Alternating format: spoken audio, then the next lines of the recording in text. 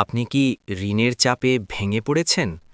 রাতে ঘুম আসে না, ফোন বেজে উঠলেই বুক কেঁপে ওঠে? আজ আমি এমন এক ভাইয়ের গল্প বলবো, যার জীবন বদলে গেছে তাহাজ্জুদ ও ইস্তেগফারের মাধ্যমে। এই ভিডিওটা শেষ পর্যন্ত দেখবেন ইনশাআল্লাহ। এই ভাই ছিলেন একদম সাধারণ একজন মানুষ। ব্যবসা করতেন, সংসার চালাতেন, কিন্তু হঠাৎ করে একের পর এক ক্ষতি। ঋণ জমতে জমতে কয়েক লক্ষ টাকায় দাঁড়ায়। দিনে মানুষের সামনে স্বাভাবিক, আর রাতে চুপচাপ চোখের পানি।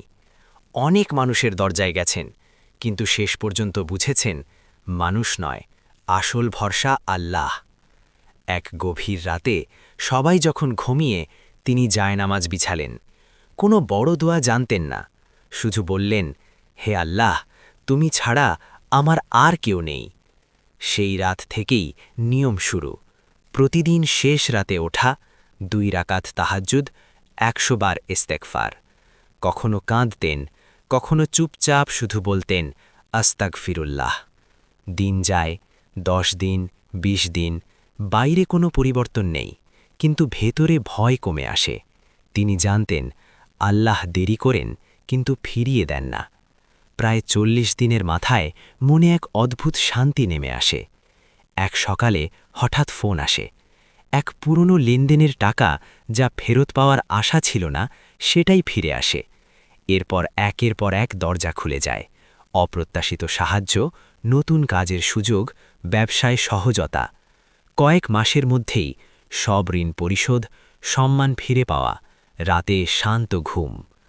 তিনি বলেছিলেন, আমি কিছু করিনি, শেষ রাতের কান্নাই সব বদলে দিয়েছে। আল্লাহ বলেন, তোমরা যদি বেশি বেশি ইস্তেগফার করো, আমি তোমাদের জন্য রিজিকের দরজা খুলে দেব।